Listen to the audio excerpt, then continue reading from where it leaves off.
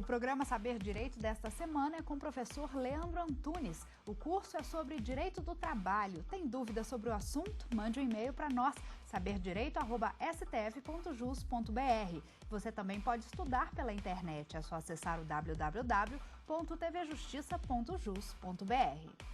Olá, meu nome é Leandro Antunes. Estaremos aqui trabalhando o tema direito do trabalho, mais precisamente com o tópico remuneração e salário, ao longo dessas aulas. Sou advogado, especialista em direito e processo do trabalho e espero que aqui tenhamos excelentes dicas, excelentes considerações a respeito do tema e que as aulas possam ser bem proveitosas, tá? Espero vocês, obviamente, nas nossas 5 aulas. Bom, nessa primeira aula, faremos um apanhado acerca da introdução do próprio conceito acerca de salário e remuneração e tentaremos explorar o artigo 457 da CLT, né? Não só o seu caput, mas também os seus parágrafos. Essa é a nossa intenção na primeira aula, porque às vezes passamos despercebidos por algumas situações que estão ali presentes. Por exemplo, não acompanhamos o conceito de diárias para viagens, de ajudas de custo, de comissões, percentagens. Então, justamente isso tentaremos fazer nessa nossa primeira aula, tá? Bom, como dito, hoje, nessa aula, tentaremos justamente trabalhar a parte introdutória, o conceito. E aí devemos lembrar que remuneração, salário, acabam sendo o combustível que movimenta o contrato de trabalho. Quando você trabalha ou quando você pensa em contrato de trabalho, quando você pensa em relação de emprego, você pensa em alguns requisitos que devem ser preenchidos, que devem ser cumpridos. E dentro desses requisitos, eu tenho a onerosidade. O que seria essa onerosidade? A onerosidade nada mais é do que a retribuição pela prestação dos serviços. O empregado presta serviços justamente para ter essa contraprestação da prestação, para ter essa retribuição da prestação de serviços, tá? E aí é que entra justamente o salário e a remuneração. Lembro a você também que o salário, o conceito de salário, ele deriva do latim, né? Nós tínhamos o salarium argentum, que no final das contas era o pagamento em sal, né? Realizado aos soldados no Império Romano. Como o sal era uma moeda muito forte, uma especiaria muito responsável por movimentação e trocas e tudo mais, os soldados à época assim recebiam. Só que o tempo foi passando, as coisas foram obviamente mudando e nós chegamos ao pagamento em salário, em espécie, ao pagamento em dinheiro, que é o que você hoje geralmente está um pouco mais acostumado, tá? É interessante também, já nessa parte introdutória, sabermos que o salário, ele deve respeitar um mínimo, né? Nós temos um salário mínimo, que é previsto, inclusive, na própria Constituição, o artigo 7º, inciso 4 da Constituição Federal, trata do salário mínimo e diz que ele deve ser capaz de atender às necessidades básicas do trabalhador e de sua família, como saúde, educação, moradia, lazer e por aí vai. E que esse salário mínimo, obviamente, deveria levar em consideração a própria dignidade da pessoa humana, né? Quando eu penso em salário mínimo, eu penso em um valor razoável para que eu possa me manter, né? Por isso que em determinadas categorias nós temos aquele salário que geralmente é visto ou é fixado em acordo coletivo, convenção coletiva, por lei ou por regulamento. E, obviamente, o empregador deve respeitá-lo. Posso chamar aqui a atenção, ou posso dar um exemplo a você, do próprio advogado. O advogado, logicamente, ele tem um valor de salário mínimo, né? Você tem o salário mínimo real, aquele que deve ser respeitado em todo o país, e você tem aquele piso que deve ser pago, no mínimo, ao advogado, tá? Bom, mas entrando no conceito, nós chegamos à seguinte conclusão. O artigo 457 caput e o parágrafo 1º talvez sejam aqui os pontos mais importantes a serem analisados. E por que isso, gente? Temos que fazer uma diferença entre salário e remuneração. E como ficaria essa diferença de salário e remuneração? Ao contrário do que muita gente pensa, o salário não é só a importância fixa estipulada, aquele valor fixo pago pelo empregador. O salário é muito maior do que esse valor pago pelo empregador. E a remuneração?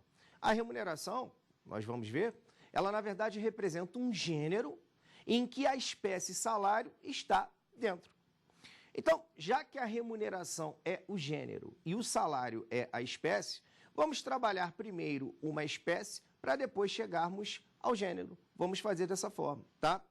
E o artigo 457, no parágrafo 1º da CLT, nos diz o seguinte: compreendem o salário não só a importância fixa estipulada, como também o pagamento de comissões, percentagens, gratificações ajustadas, diárias para viagens e abonos pagos pelo empregador.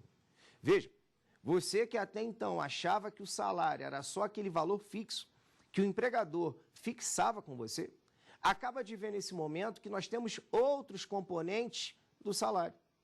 Eu costumo dizer que o salário, no final das contas, nada mais é do que aquela parcela de retribuição paga pelo empregador. Quando sai do bolso do empregador, pelo menos em regra, essa parcela terá natureza salarial. E aí vamos a um exemplo. Vamos supor que determinada pessoa foi contratada numa loja de roupas, que vende, né, comercializa roupas e tudo mais, e que essa pessoa, no final das contas, tem um valor fixo mensal, recebe um valor fixo, não sei, de R$800, tá? Vamos supor que esse é o mínimo dela. Só que além de receber esse valor fixo, essa pessoa recebe comissão ou percentagem, não sei. Pode ser que esse valor seja fixo ou que esse valor seja variável. Então, pode ficar determinado que em cima de cada venda realizada, ela receba, por exemplo, um percentual de 2%. E aí, vejam, isso é muito interessante. Isso reflete diretamente no cálculo de férias, 13º, do pagamento do FGTS. Porque se essa pessoa recebe R$800, mas tem uma média de comissões de mais R$700, o seu real valor de salário é R$1.500. Isso deve ser levado em consideração para o cálculo de férias, para o cálculo de 13º e no próprio pagamento do FGTS.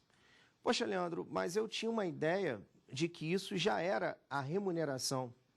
Gente, um cuidado que eu vou pedir aqui a vocês e que você vai passar a tomar a partir de agora, se já não tomava, é que, às vezes, a remuneração pode se confundir com o salário. Ou seja, o valor pode acabar sendo o mesmo. Mas se eu não estiver falando em soma de salário mais gorjetas, que é a remuneração, que a gente vai tratar mais especificamente daqui a pouco, eu, obviamente, estou falando de salário.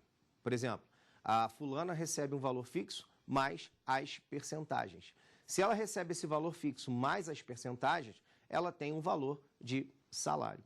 Se ela recebesse percentagens e mais gorjetas, essas gorjetas aqui, no caso, entrariam no valor da remuneração. Só que, vamos supor, eu sou um advogado, fui contratado por determinada empresa, em que o meu salário vai ser X. Na minha função, não há que se falar em recebimento de gorjetas. Ninguém me paga gorjetas, não tem pagamento por parte de terceiros. Então, no final das contas, o valor da minha remuneração vai ser igual ao valor do meu salário. Porque se a remuneração é salário mais gorjetas e eu não tenho recebimento de gorjetas, o meu recebimento de gorjetas é zero, a minha remuneração acaba sendo igual ao meu salário. Por isso, de tanta confusão e por isso que muita gente acaba trabalhando as duas expressões como se fossem realmente sinônimos, tá ok? Mas, como eu já te falei, quando eu penso em salário, eu penso em todas as parcelas previstas no 457, parágrafo 1º, pagas diretamente pelo empregador. Além das percentagens ou porcentagens, nós temos também as comissões, que são pagas pelo empregador. Temos ainda as famosas diárias para viagens, né? E aqui eu tenho que chamar atenção especial em relação a um detalhe.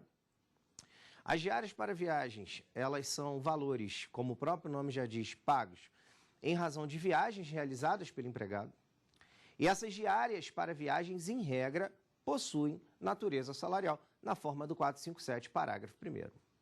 Porém, temos que tomar muito cuidado, porque algumas diárias para viagens não possuem natureza salarial. E aí você me perguntaria, Leandro, que diárias para viagens não possuiriam natureza salarial? Aquelas que não ultrapassassem 50% do valor do salário do empregado. Vejam que o 457, parágrafo 1º, de uma forma bem objetiva, de uma forma bem clara, diz que a diária para viagem possui natureza salarial. E o artigo 457, parágrafo 2º, diz que essa diária de viagem só vai possuir natureza salarial se ultrapassar a 50%. Na verdade, diz que se não ultrapassar, é que não tem natureza salarial. Então, vejam, esses valores que os empregados recebem a título de viagens, para a realização de viagens e tudo mais, eles têm realmente natureza salarial, tá ok? Bom, o interessante aqui é sabermos que algumas situações acabam levando alguns casos, alguns contratos de trabalho a uma certa tentativa de fraude, né? Vejam que eu disse a você que se eu recebo uma diária para viagem superior a 50% do valor do meu salário, ela passa a ter natureza salarial. Isso é importante para o empregado porque ela passa a ter reflexo em relação às parcelas, em relação a todos os outros pagamentos. Então, vejam, pode ser que o empregador, por exemplo, forneça uma diária de viagem que, no final das contas, nunca foi diária para viagem. Porque eu acabei de te falar que, se não for superior a 50% do valor do salário, ela não teria natureza salarial. Então, vamos imaginar a seguinte situação. Determinado empregado recebe um valor de salário de R$2.000 e tem um valor de diária de viagem de R$400. Vejam que esse valor de diária de viagem não ultrapassa 50% do valor do salário. Então, em regra, não teria natureza salarial. Mas, observando o contrato de trabalho do nosso empregado, verificamos claramente que esse empregado não viaja. Que esse valor que foi dado a ele, que esse valor que foi pago a ele, sob o título de diária para viagem, nunca foi utilizado como diária para viagem. Gente, o artigo 9º da CLT nos diz de forma bem clara que qualquer ato que tente obstar, desvirtuar ou fraudar o exercício de direitos trabalhistas é nulo. Então, obviamente, esse pagamento que foi dado inicialmente sob o título de diária para viagem nunca foi diária para viagem. Ele já entra no valor do salário do empregado, logicamente, como se fosse uma gratificação, e já passa a ter natureza salarial. Se não bastasse isso, eu ainda chamo a atenção a você em relação ao princípio da primazia da realidade. Não esqueçam, né? Os princípios acompanham nos temas de direito do trabalho em todos os momentos, né? O princípio da primazia da realidade nos diz que no direito do trabalho nem sempre o que está escrito é o que realmente vai representar a realidade. Eu posso, no final das contas, ter os fatos prevalecendo sobre a forma, né? Eu posso ter escrito num contrato que aquele valor de R$400 era pago a título de diária de viagem, mas que se o empregado não realiza realmente para a viagem, nunca foi realmente como diária para a viagem, seria desde o início pago como uma gratificação. Tá ok? Isso é muito importante, isso é muito interessante, principalmente na visualização de um contrato de trabalho em si. Tá ok? É comum até, em algumas situações, alguns empregados, na prática, terem aquele chamado pagamento por fora, né? Você tem um valor de salário X, né? Que é, sei lá, R$900, e no final das contas o empregado recebe um valor a mais. Ele recebe R$1.000 no chamado pagamento por fora. Obviamente que aqui no nosso estudo, com base no princípio que eu já citei e com base no próprio artigo 9º, esse pagamento por fora teria natureza salarial. Então, o real pagamento desse empregado seria R$1.900 e não só 900, como o empregador quis fazer, né, constar na carteira de trabalho. Muita gente até me pergunta, ô Leandro, mas qual seria o objetivo do empregador? Por que o empregador anotaria na carteira de trabalho um valor de salário inferior? Ora, Quando ele anota um valor de salário inferior na carteira de trabalho, logicamente, nesse momento, ele está fazendo com que todas as verbas, com que todos os direitos venham incidir sobre, direitos e obrigações, né, venham incidir sobre um valor inferior. Então, é justamente aí que nós aplicamos nosso conhecimento e o estudo dos nossos princípios, tá ok?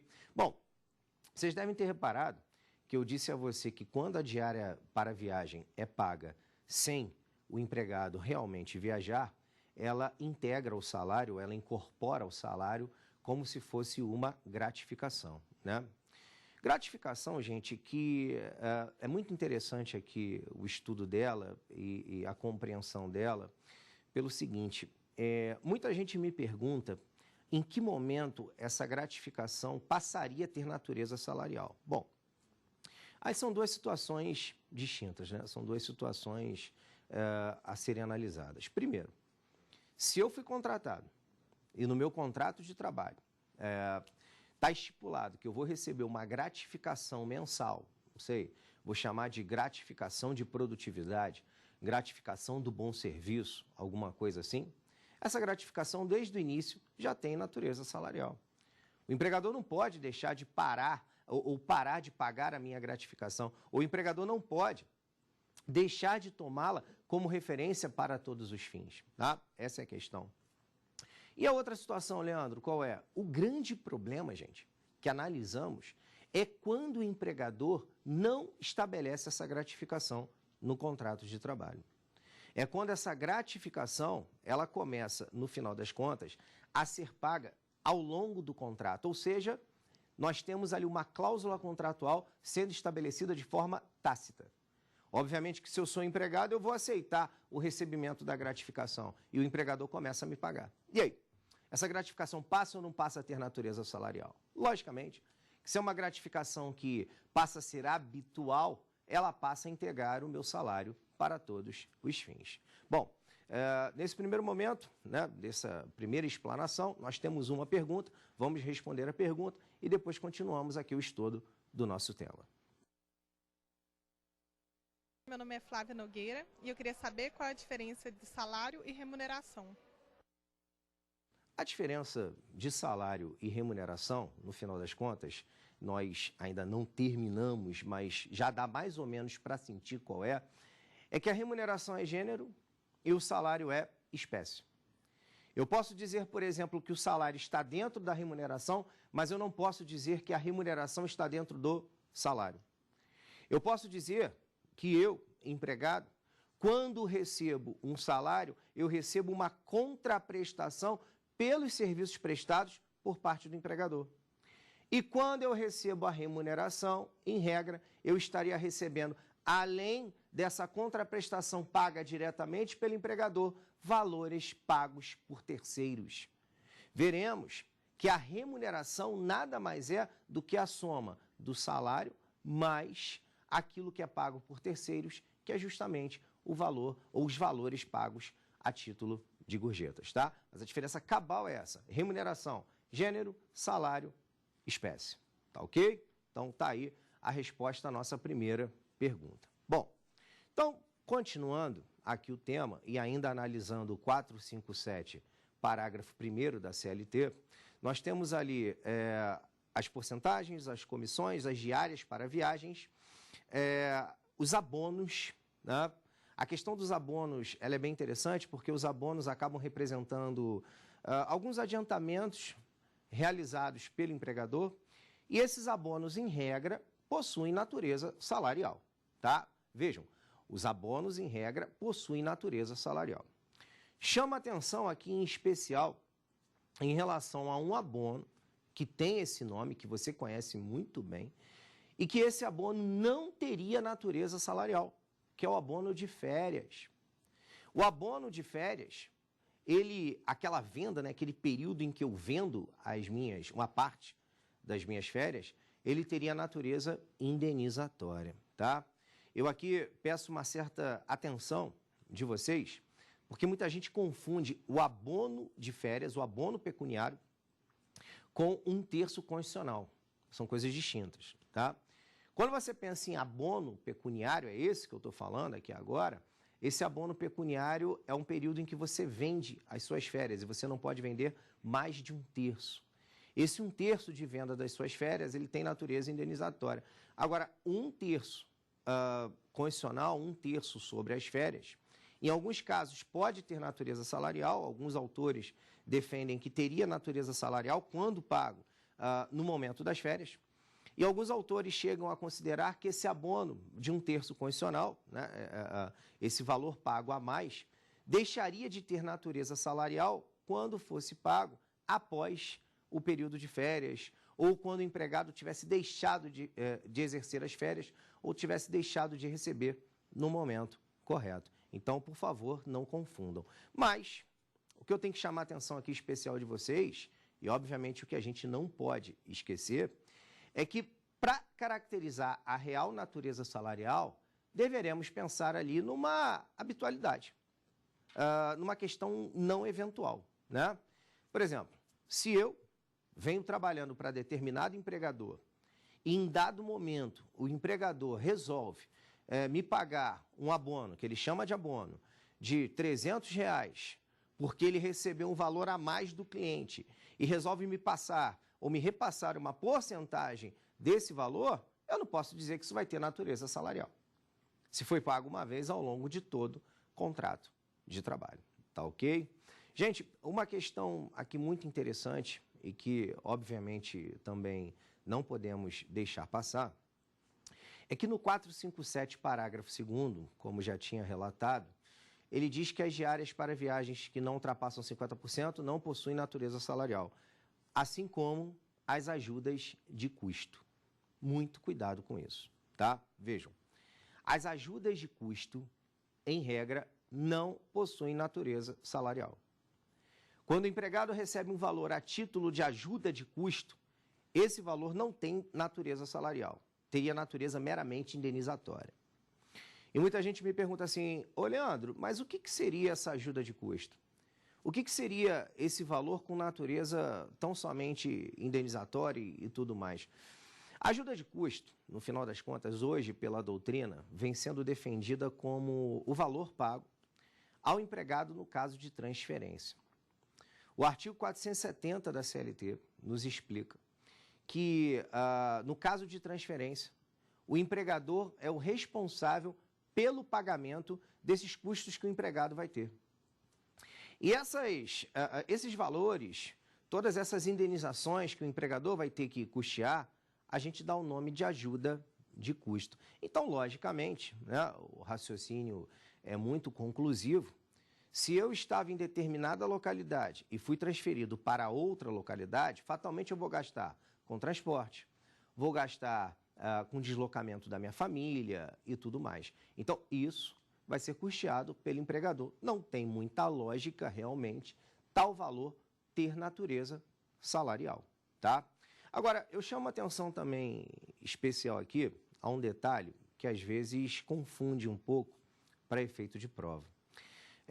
Quando eu penso em ajuda de custo, eu penso em valores que são pagos no caso de transferência. Ponto, essa é a posição da doutrina. Mas não posso esquecer daqueles valores que são pagos para que o empregado realize os serviços. Tá? Por exemplo, eu sou um operador de financiamento de veículos, vamos supor, e eu tenho que comparecer a diversas localidades diferentes para realizar o financiamento dos veículos, né? Eu fico lá num posto montado pela empresa em determinadas concessionárias, e ali no posto montado nessas concessionárias eu vou atendendo aos clientes. Gente, se em determinado momento eu tenho que estar em polo 1, polo 2, polo 3, polo 4, fatalmente eu vou ter que ter um veículo. E esse veículo vai me ajudar a percorrer todos os caminhos. E esse veículo, logicamente, vai ser movimentado por combustível. E aí? Quem vai custear o valor desse combustível? O valor desse combustível seria, logicamente, custeado pelo empregador. Vejam, o empregador vai pagar ao empregado ou vai fornecer ao empregado valores para que ele possa realizar os serviços. Gente, não há como entender isso como salário.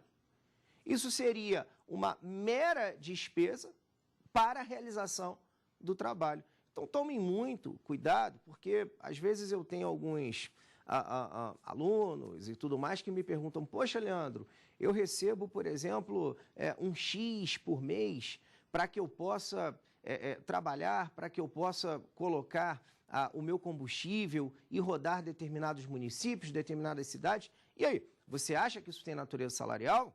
É a primeira pergunta que tem que se fazer.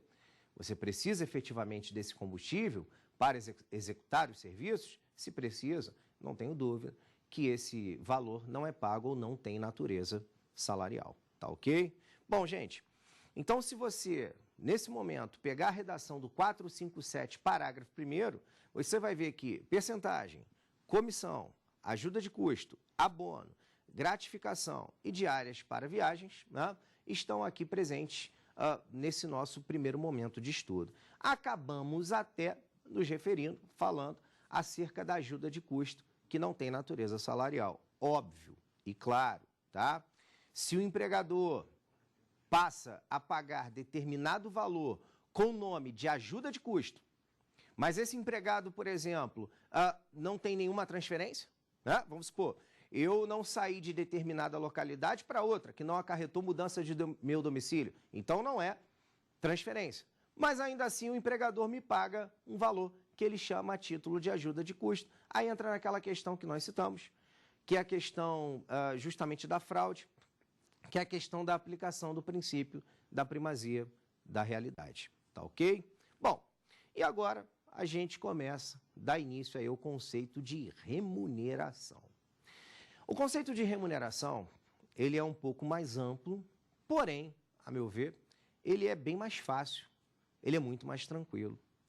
Gente, a remuneração nada mais é do que a soma do salário mais a soma das gorjetas.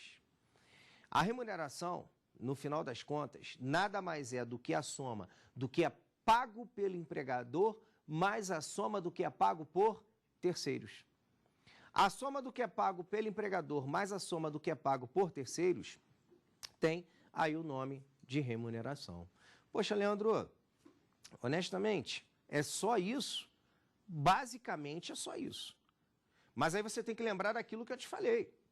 Se por um acaso eu sou um empregado que eu não tenho gorjetas na realização dos meus serviços, não há que se pensar em salário mais gorjetas.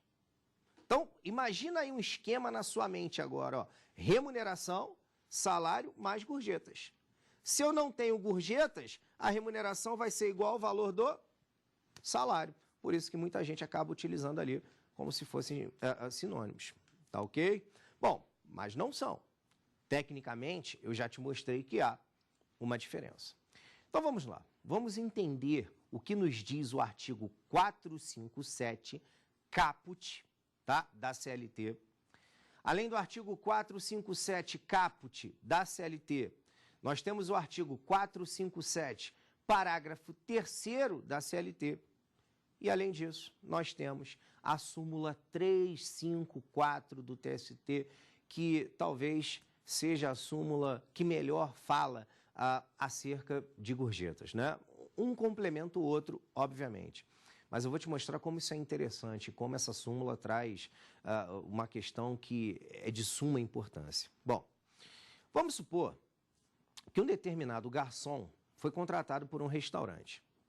Aí você deve estar pensando assim, poxa, Leandro, mas por que você está utilizando a expressão garçom? Porque eu estou citando gorjeta.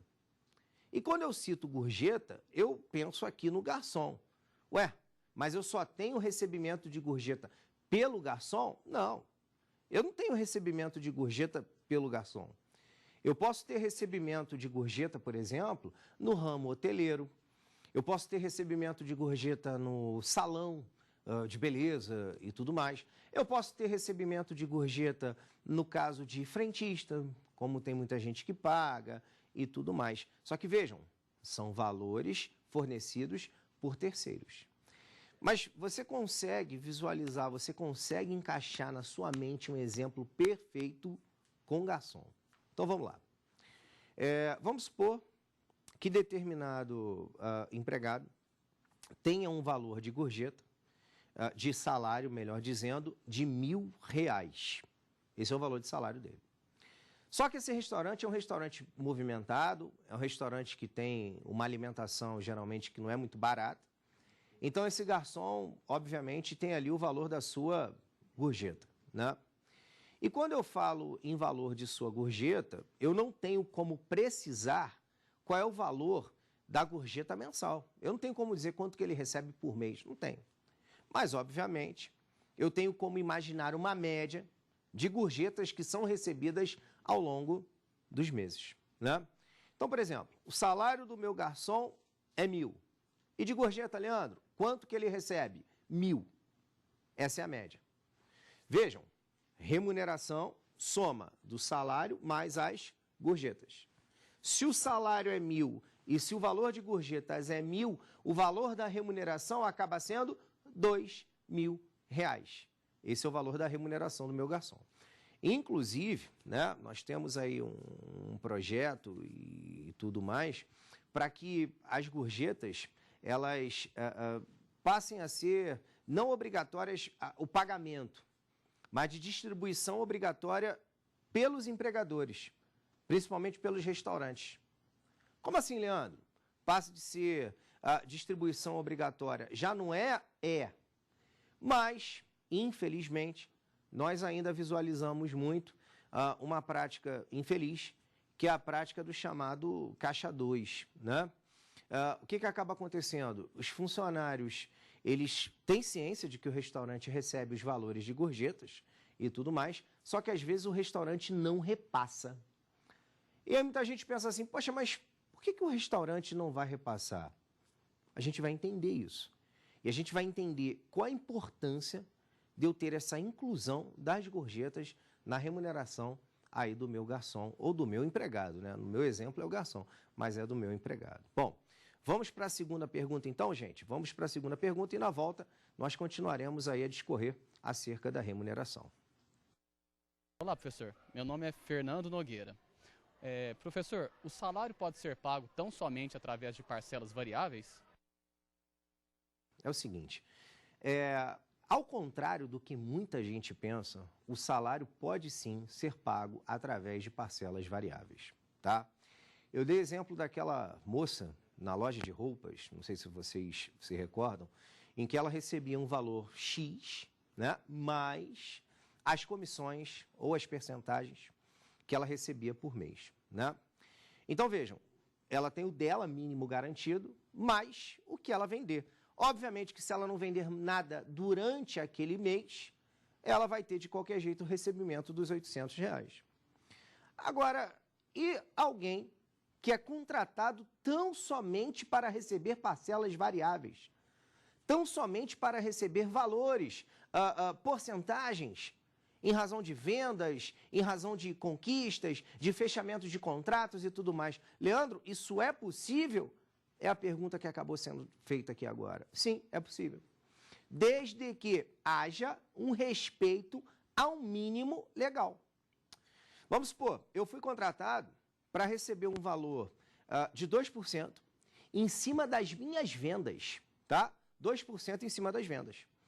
E aí vamos supor que em determinado mês o número de vendas não foi tão legal assim, não foi tão interessante assim, e eu recebi, vamos supor, R$500. Vejam que R$500 no mês é inferior ao próprio salário mínimo. Então, o que o empregador tem que fazer? O empregador tem que complementar para chegar pelo menos ao valor do mínimo. Seja o mínimo, que você conhece, o mínimo fixado nacionalmente e tudo mais, ou seja o mínimo da categoria. Tem que prestar atenção nisso. Aproveitando essa pergunta e fazendo uma ramificação dessa pergunta, um dia uma aluna me perguntou se era possível o empregador realizar essa complementação, mas no mês seguinte realizar o desconto desse pagamento que ele teve que realizar no ano ou no mês anterior. Como assim, Leandro? Vamos supor, vendi só R$500. Aí vamos supor que o mínimo da categoria é 900. O empregador teve que tirar 400 do bolso, bateu 900.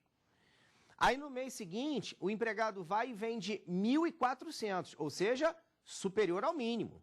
O que o empregador faz? desconta os 400 que ele tirou do bolso no mês passado. Óbvio que essa prática é proibida, esse desconto é ilícito, tá? E o empregador, logicamente, não poderia realizar tal prática. Ok? Bom, com a pergunta respondida, podemos continuar. Continuamos aqui naquela parte de remuneração em que eu estava citando o caso do garçom. E esse garçom ali que recebia um valor de 1.000 de salário, mais 1.000 de gorjeta, 1.000 de remuneração. E a pergunta que tínhamos feito justamente no final foi: qual o interesse desse garçom, desse empregado, ter as gorjetas no valor da sua remuneração? Olha só como é que você não esquece mais isso. Vamos supor que esse garçom vá gozar as suas férias, o seu período de férias. Se esse garçom vai gozar o seu período de férias, ele vai receber o valor da sua remuneração mais 1/3.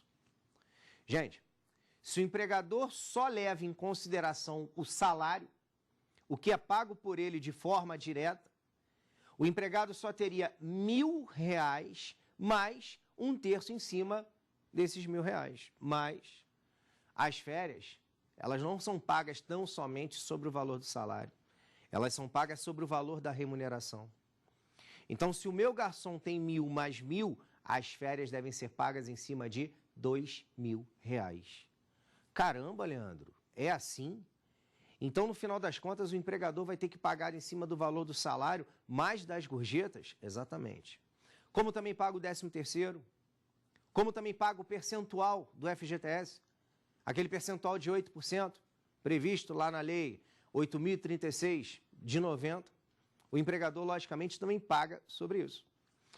Então, é justamente por força disso, gente, que muitos empregadores, infelizmente, acabam, vamos dizer, né, deixando de declarar o pagamento dessas gorjetas. Porque quanto maior o pagamento das gorjetas, quanto maior esse empregado receber, maior será a base de cálculo de férias, 13º e FGTS e por aí vai. Leandro, meu problema é aí. Eu até entendi o que você falou até agora, mas meu problema morou aí. Quando você falou assim, ó, férias, 13º, FGTS e por aí vai. Leandro, que por aí vai é esse? Que 3 pontinhos representam isso daí? O que representa esses 3 pontinhos no final das contas? Ou seja, Leandro, você vai listar aqui agora quais são as parcelas que incidem sobre a remuneração? Você vai apresentar isso aqui agora para a gente? Eu, honestamente, vou dizer que eu nem preciso. E eu vou dizer que eu nem preciso porque o TST já facilitou a nossa vida. O TST já foi muito, digamos, correto e muito objetivo em relação a esse entendimento. O TST, gente, através da súmula 354, a súmula 354 do TST, nos diz que para o pagamento de horas extras, adicional noturno, aviso prévio e repouso semanal remunerado, ou seja, 4 parcelas, aviso prévio, hora extra, adicional noturno e aviso prévio, repouso semanal remunerado, hora extra, adicional noturno e aviso prévio, não se leva em consideração o valor das gorjetas. Sabe qual é a pergunta que você tem que fazer agora? Leandro, se para o pagamento dessas 4 verbas eu não levo em consideração o valor das gorjetas, isso quer dizer que para o pagamento dessas 4 verbas eu só levo em consideração o valor do salário? Exatamente. Se você pensar ou trabalhar com o nosso exemplo, o garçom que ganha R$ 1.000, na hora de eu calcular a hora extra, o adicional noturno, o aviso prévio ou repouso semanal remunerado, o cálculo é feito com base em R$ 1.000. Leandro, você me desculpa, mas eu li agora a redação da súmula 354, mas honestamente eu não entendi. Como assim a hora extra não leva em consideração o valor das gorjetas? Então vamos lá. Como os outros 4, né? Mas eu vou pegar a hora extra para você entender o restante. Gente, sabemos que a Constituição Federal diz que a hora extra é remunerada num percentual mínimo de 50%. Então, se eu ganho X por hora, quando eu realizo uma hora extra, essa hora extra vai valer a minha hora normal mais 50%. Então, por exemplo, se a minha hora é de R$3, minha hora normal, né? Eu trabalho uma hora normal, R$3 pela hora trabalhada. Se eu realizo uma hora extra, essa hora extra vai valer 3 mais 50%. Ou seja, a minha hora extra vai valer R$4,50. Esse é o cálculo que fazemos. Só que aí você deve estar pensando assim, pô, mas o que isso tem a ver com o que a gente está falando, Leandro? Qual é a relação do tema? Simples. Quando eu for calcular a hora extra do meu garçom, eu primeiro vou ter que achar o valor da hora normal. E como eu acho o valor da hora normal? Pegando o valor de R$1.000 e utilizando um divisor, que geralmente é um divisor de 220, né? Para o empregado que trabalha numa jornada de 8 horas diárias e 44 horas semanais, eu utilizo um divisor de 220 horas. Eu divido 1.000 por 220 e acho o valor da hora. Nessa hora, o que eu faço? Eu calculo a hora extra do meu garçom. Vejam que se as gorjetas fossem tomadas aqui como referência para o pagamento da hora extra, para eu achar o valor da hora do meu garçom, eu não utilizaria o valor de R$1.000, mas sim o valor de R$2.000. Essa que é a questão. Da mesma forma, quando eu for pagar aviso prévio, adicional noturno e o repouso semanal remunerado, eu calculo também ali o valor tão somente em cima do salário, tá? Eu sei que nesse momento tem gente que pegou o 457, parágrafo 3º, está acompanhando aí com a gente a aula, está enxergando aí a redação do artigo, e viu também a súmula 354 do TST e ficou na dúvida de algo, de uma expressão aí que não ficou muito clara.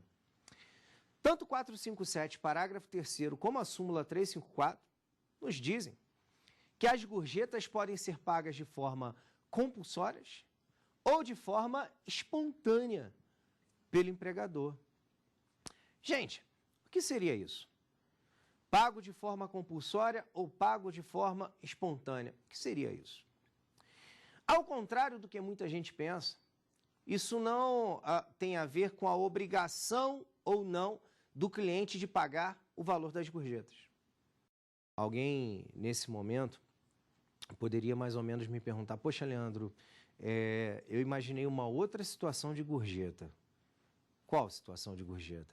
Aquela que eu pago, por exemplo, aos farmacêuticos, vamos supor, aquela que eu pago àqueles que trabalham em balcões de farmácia e tudo mais.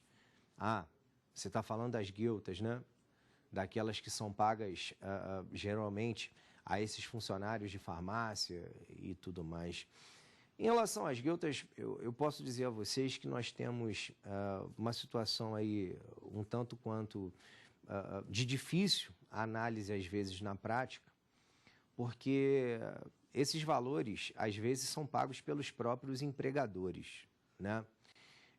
O laboratório faz um acordo com a empresa, que se a empresa vender determinado medicamento, o laboratório paga um X de comissão. E a empresa repassa uma parte dessa comissão aos funcionários. Eu não tenho dúvidas de que isso tem natureza salarial. Até porque, se você parar para pensar comigo, nós temos o valor sendo pago do laboratório à empresa e a empresa repassando aos empregados. Então, seria, obviamente, uma contraprestação da prestação de serviços. Por outro lado, quando você pensa nas guiltas pagas pelos laboratórios e tudo mais diretamente aos empregados, você até poderia pensar em valores sendo pagos por terceiros. Daí que muita gente confunde efetivamente com as gorjetas. Agora, temos que tomar um certo cuidado, porque no final das contas o empregador não pode pagar sob esse título, logicamente, como já falamos, para fraudar o contrato de trabalho. tá? Bom, vamos à terceira pergunta, vamos responder a terceira pergunta e depois continuaremos aqui a nossa aula. Olá, professor. Meu nome é Luiz Casado. Eu gostaria de saber se a ajuda de custo, se superior a 50% do valor do salário, possui natureza salarial. Essa é uma pergunta que muitos me fazem, até por força da redação do 457, parágrafo 2º.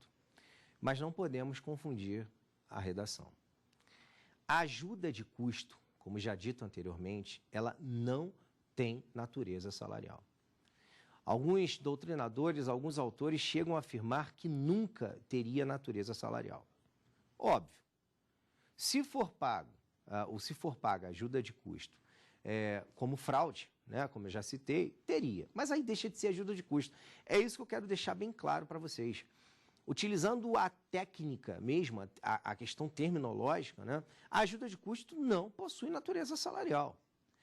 Aí a nossa pergunta foi, e se ultrapassar 50% do valor do salário? Ainda assim não tem natureza salarial.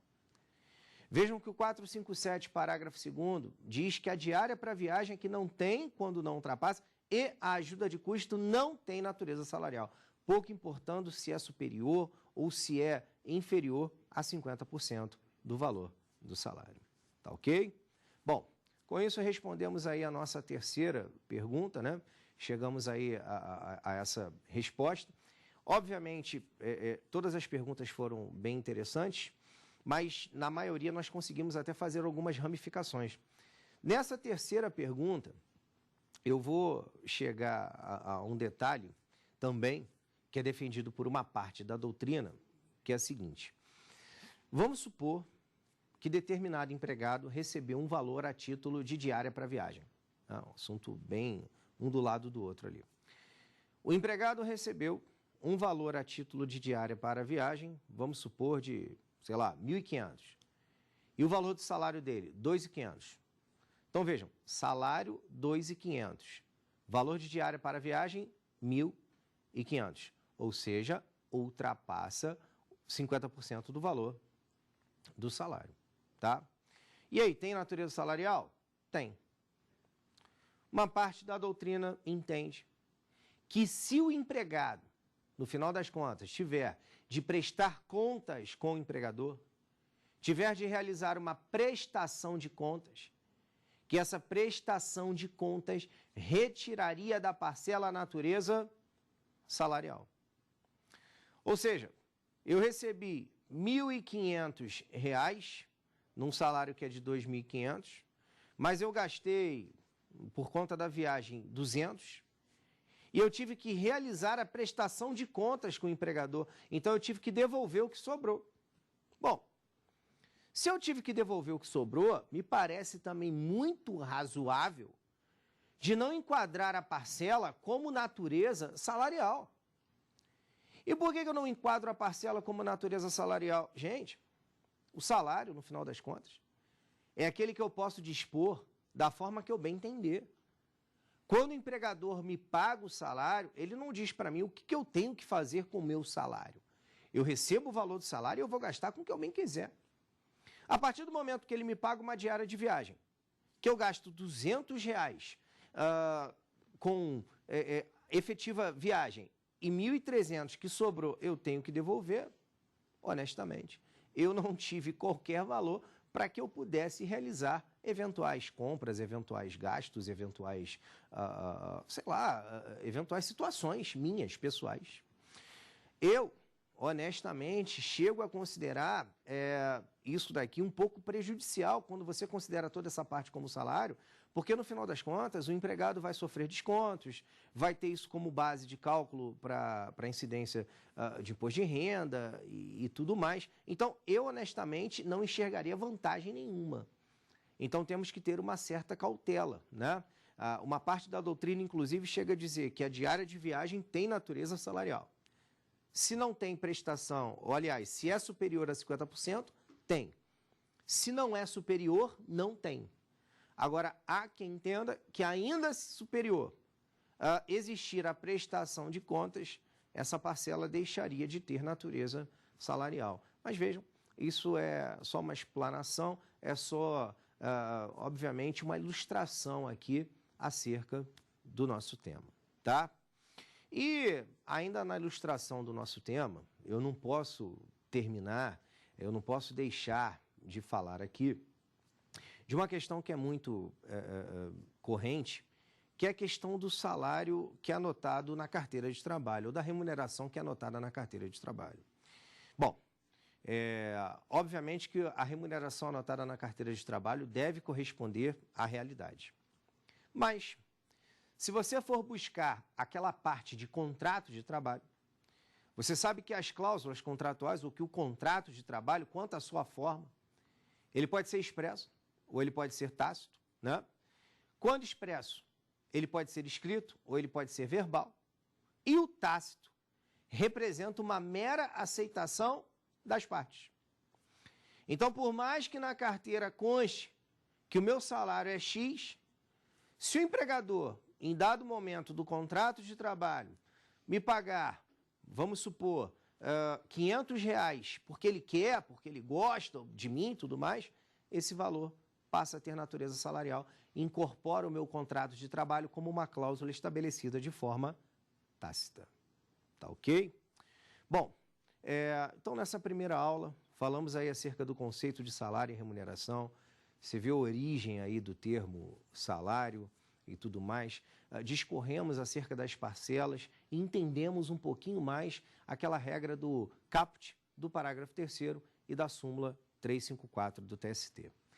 Vamos dar continuidade ao assunto na segunda aula, mas na segunda aula falaremos de algumas parcelas que possuem natureza salarial e de outras parcelas que, no final das contas, não possuem natureza salarial.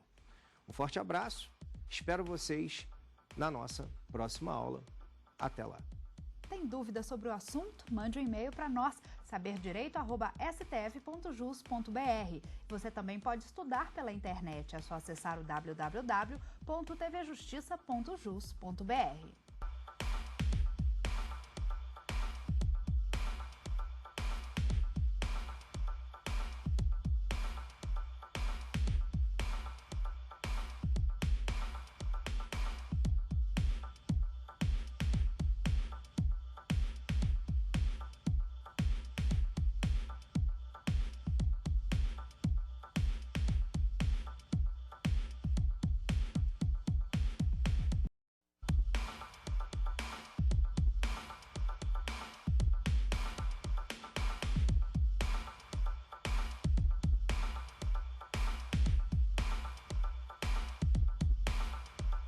O programa Saber Direito desta semana é com o professor Leandro Antunes.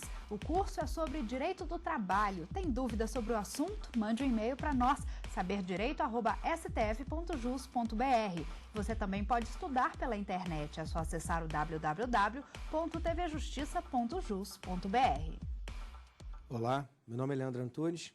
Estamos aqui, através do Saber Direito, tratando de direito do trabalho com o tema remuneração e salário. Já foram 4 aulas até agora, onde tratamos de diversos aspectos, de diversos assuntos, e hoje chegamos à nossa 5ª aula, onde trataremos acerca da proteção do salário e, além da proteção do salário, falaremos também acerca da equiparação salarial. Quando pensamos em proteção do salário, pensamos na irredutibilidade salarial, na intangibilidade salarial, na possibilidade ou não de realização de descontos. E quando falamos da equiparação salarial, pensamos naquelas situações em que os empregados, logicamente, teriam direitos ao mesmo salário, a receber o mesmo salário ou a mesma remuneração de um outro empregado, desde que alguns requisitos, obviamente, estejam preenchidos, e nós analisaremos quais são os requisitos. Bom, em primeiro momento, eu falo a você acerca da intangibilidade e da irredutibilidade. Posso pensar na irredutibilidade, que é algo que você já conhece, é algo que você já tem certa memória acerca do assunto, e você sabe que é um princípio constitucional. O artigo 7º, inciso 6 da Constituição, proíbe a redução do salário, salvo por negociação coletiva. Ou seja, o salário do empregado não pode ser reduzido, salvo quando eu enxergar previsão em acordo coletivo ou em convenção coletiva de trabalho. Fiquem atentos a isso, porque essa possibilidade que nós temos no artigo 7º, inciso 6º, como sendo, obviamente, uma exceção, ela não poderia ser exercida sem qualquer critério, em qualquer situação, né? Nós teríamos que efetivamente respeitar alguns direitos básicos e mínimos do trabalhador. Leandro, mas veja, eu posso reduzir o salário do meu empregado? Em regra, não. Mas se tiver previsão em acordo coletivo ou convenção coletiva, então eu posso? Posso. Desde que não haja aqui qualquer tipo de afronta ao próprio princípio da dignidade da pessoa humana. Eu não posso tratar meu empregado de uma forma que venha a causar algum tipo de vexame, humilhação. Eu não posso, por exemplo, pensar em pagar valor inferior ao salário mínimo. Em alguns casos, inclusive, vem se admitindo essa redução salarial, desde que haja uma consequente redução da jornada. Eu realizo a redução da jornada e, obviamente, teria aqui uma redução do salário. Posso citar aqui para você um caso muito comum, um caso muito conhecido, notório, que foi o caso da crise econômica. Na época da crise econômica, muitas montadoras, por exemplo, de veículos, se viram na necessidade de reduzir a produção, justamente porque elas já não tinham mais tanta demanda. E aí vejam, se determinada montadora tinha 10 mil empregados e a demanda caiu, a demanda reduziu, ela não tinha mais como manter aqueles 10 mil. O que ela ia fazer? Demitir 5 e ficar com 5? Não. Tinha uma previsão em instrumento coletivo, dizendo que, nesse caso, poderia ocorrer uma redução da jornada dos empregados com a consequente redução de salário. Vejam que isso nada mais é do que uma medida que serve para manter o emprego dos empregados. É melhor você ter uma redução de jornada com consequente redução de salário do que, logicamente, ter um desemprego. Então, é justamente aí que o nosso ordenamento jurídico, que a Constituição quer chegar, é justamente esse ponto que a Constituição quer atacar. Se não bastasse o princípio da irredutibilidade, nós temos o princípio que é o princípio da intangibilidade salarial. Esse princípio da intangibilidade salarial, ele é previsto no artigo 462 da CLT, e tal princípio nos ensina que o empregado não pode sofrer descontos em seu salário. O empregado não pode sofrer eventuais descontos em seu salário, obviamente, porque, no final das contas, quem assume os riscos da atividade é o empregador. E se o empregador começar a realizar alguns descontos no salário do empregado, porque ele quer, ele passa, nesse momento, a reduzir os riscos, a dividir os riscos do negócio. Então, é aquilo que a gente sempre diz, se quer realmente dividir os riscos dos negócios, ou do negócio, que divida também os lucros. E se passar a dividir os lucros e também os prejuízos, o empregado deixa de ser empregado e passa, no final das contas, a ser sócio. Essa intangibilidade salarial, essa impossibilidade de descontos, ela não é absoluta, como prevê o próprio artigo 462 da CLT. Vejam que o artigo 462 da CLT possibilita a realização de descontos em alguns casos, desde que, em caso de culpa, haja uma previsão contratual anterior possibilitando a realização desse desconto. Em caso de dolo, eu não tenho necessidade de previsão contratual anterior. Leandro, como assim? Como ficaria mais ou menos essa situação? Vamos imaginar que eu, empregado, contratado hoje pela minha empresa, trabalho numa loja em que venda produtos de vidro, produtos japoneses, sei lá, qualquer coisa desse tipo. E eu sou um pouco desastrado e bato num produto, num vaso daquele e quebro o produto. O produto vai ao chão e quebra, era caro, inclusive. Vejam, a pergunta aqui que fica é a seguinte: será que o empregado pode ser descontado do valor desse produto? Será que o empregado efetivamente vai pagar por aquele vaso que ele quebrou? Obviamente que esse empregado não agiu com dolo. Esse empregado não agiu com vontade direta de atingir o resultado. Esse empregado agiu com um dos elementos da culpa, qual seja imperícia, negligência ou imprudência. E por ter agido com culpa, esse empregado pode sim ser descontado desde que haja previsão contratual anterior para tal. Vejam que, se o empregador não tiver realizado qualquer tipo de previsão contratual anterior, não há que se falar em possibilidade de desconto. Diferente do dolo. Quando você pensa no dolo, você tem a vontade direta de atingir aquele resultado. Então vamos imaginar mais ou menos o mesmo exemplo. Eu fui contratado pela loja de produtos, de vidro e tudo mais, e eu caminho pela loja e eu bato de forma desastrosa naquele vaso. Quando eu bato no vaso, o vaso balança, mas não cai. O empregador chateado me olha e diz que desse jeito eu vou acabar quebrando alguma coisa.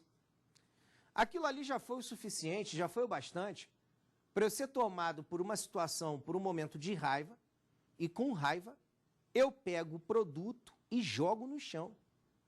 Só que vejam, eu não joguei o produto no chão sem querer, eu joguei o produto no chão com vontade, porque eu quis, com dolo. Nesse caso, o empregado pode ser descontado, ainda que não haja previsão contratual. Muita gente me pergunta por que não há essa necessidade de previsão, mas a resposta é muito lógica.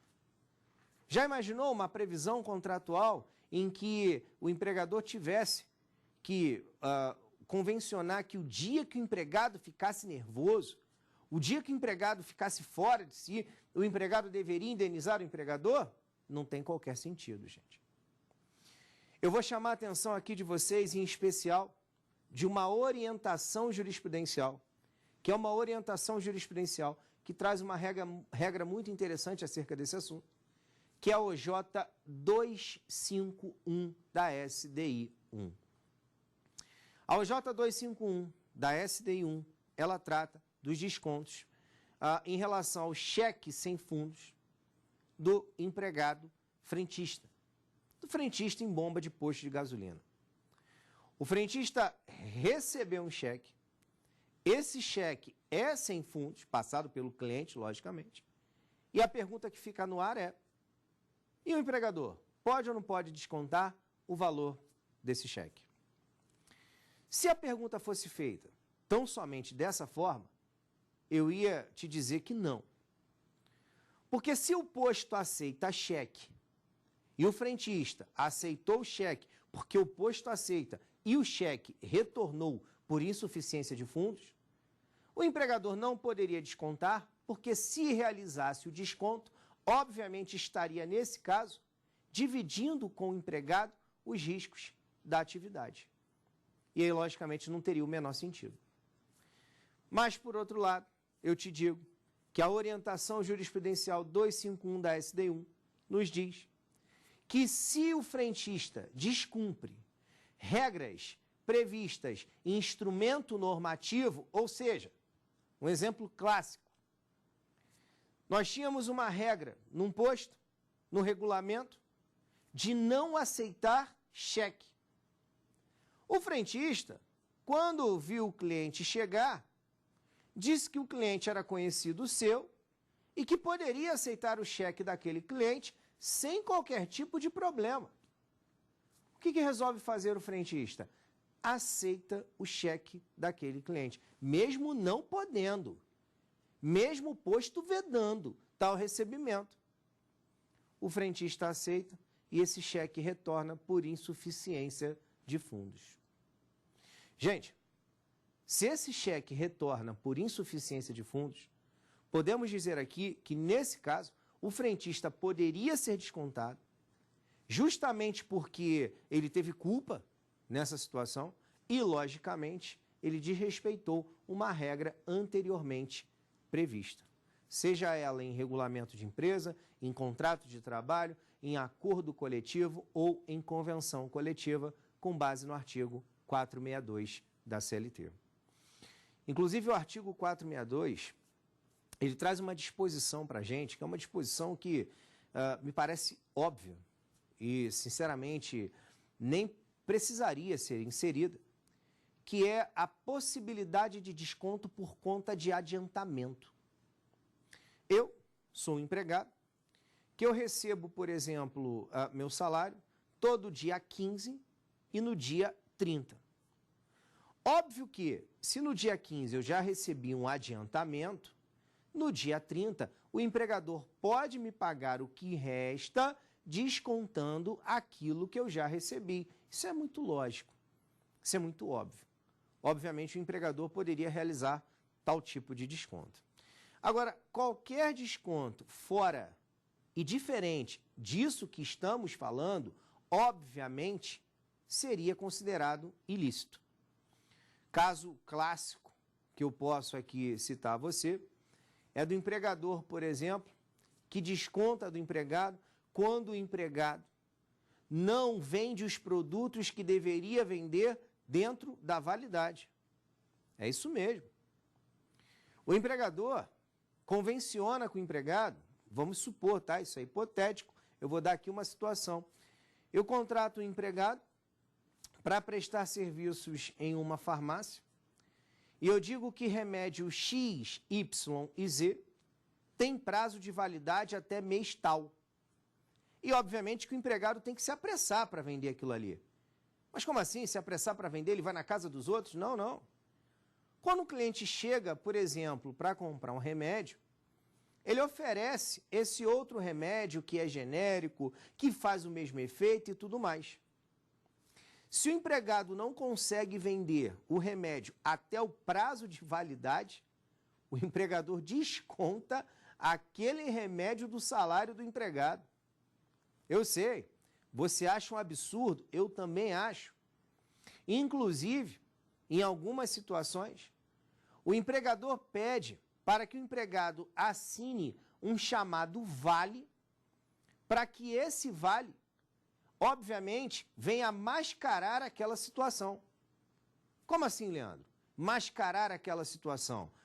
O empregador sabe que o desconto é ilícito, que ele não pode fazer o empregado pagar por remédios vencidos.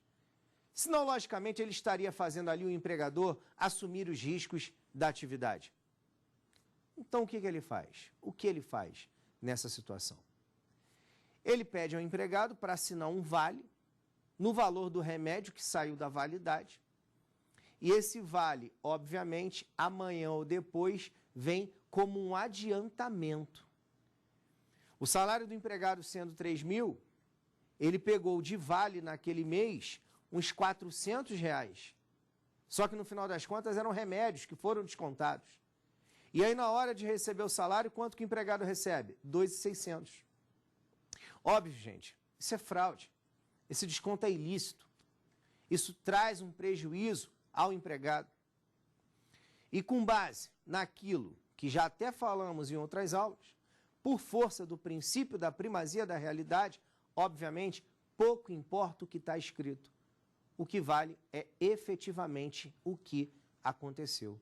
O que vale é efetivamente a realidade dos fatos. Tá ok? Bom, vamos para a nossa primeira pergunta dessa aula e depois continuaremos aqui a explanação acerca do tema. Olá, meu nome é David Wellington. Professor, em qual situação o motorista pode ser descontado em seu salário? Essa pergunta é muito interessante porque temos aqui a questão do motorista. Em que situação o motorista pode ser descontado no seu salário? Bom, na mesma situação que todo e qualquer outro empregado, a verdade é essa. Só que é muito comum nós encontrarmos motoristas de ônibus, de veículos privados e tudo mais, que dirigem, às vezes, sem o devido cuidado necessário, ou sem a devida atenção necessária. Por exemplo, recebem multas por ultrapassarem o período, o valor máximo da velocidade, a velocidade máxima, simplesmente porque não tiveram o dever de cuidado de observar que a velocidade ali era X e que ele passou a 2x. Eu não tenho dúvidas que, nesse caso, o motorista pode ser descontado. Agora, óbvio, desde que haja aquela previsão contratual anterior. Da mesma forma, temos o caso do motorista, que quando bate com o ônibus, que quando, por exemplo, acaba ferindo alguém e tudo mais, pode ser também descontado, desde que haja culpa e previsão contratual anterior. Eu chamo a atenção de vocês em relação a essa pergunta, fazendo aí uma ramificação, a uma questão muito interessante, que é a questão do assalto, do roubo a um ônibus. Por vezes, infelizmente, eu já tive notícias de determinadas situações em que o motorista foi descontado porque o ônibus foi assaltado. Bom, não acho que há como descontar ou realizar o desconto desse motorista, porque obviamente ele não contribuiu para o assalto. A não ser que fique comprovada a sua culpa. Poxa, mas como seria possível comprovar a culpa de um motorista numa situação dessa? O motorista tinha que percorrer um caminho X e, por sua livre vontade, por seu livre-arbítrio, resolveu percorrer um caminho Y. E no percurso desse caminho Y, o que acabou acontecendo? Nós tivemos aqui um assalto. Posso até pensar aqui numa culpa, e aí, obviamente, com desconto por parte do motorista. Mas, se não for nesse caso, não há que atribuir ao mesmo eventual culpa, até porque senão o empregador estaria dividindo os riscos da atividade. Tá ok?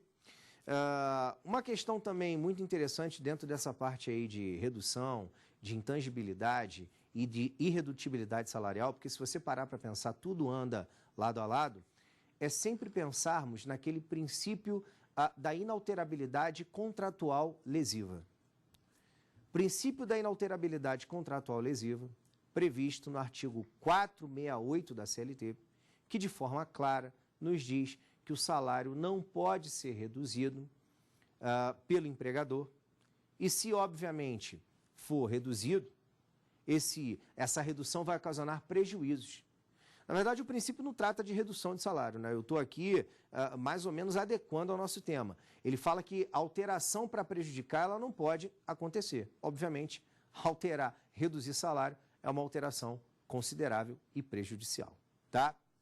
Chama ainda a atenção do artigo 483, que trata da rescisão indireta do contrato de trabalho, e o artigo 483, mais precisamente na linha G.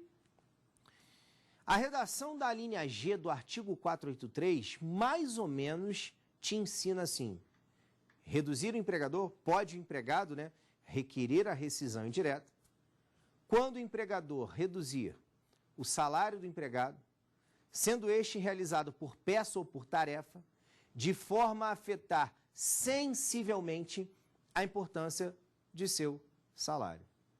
Ou seja, temos aqui uma possibilidade, cuidado com isso, de uma redução no salário do empregado, quando ela é realizada, ou quando o trabalho é realizado por peça ou por tarefa. Só que vejam, o artigo 483, a linha G, impede que isso vá ocasionar uma redução sensível no salário do empregado.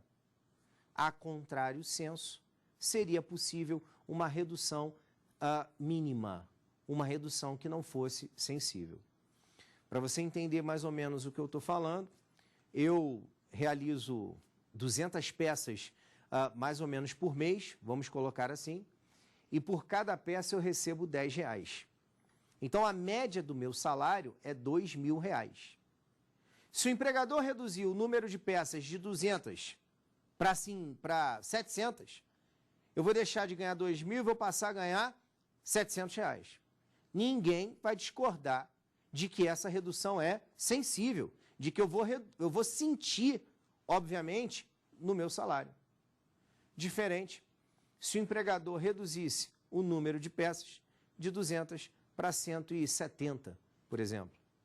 Se ele reduzisse para 170, o empregado teria um valor de R$2.000, mais ou menos ali para 1.700, ou reduziu para 190, para 1.900, para ficar considerada efetivamente uma redução mínima, a ponto de não ensejar a rescisão indireta do contrato de trabalho.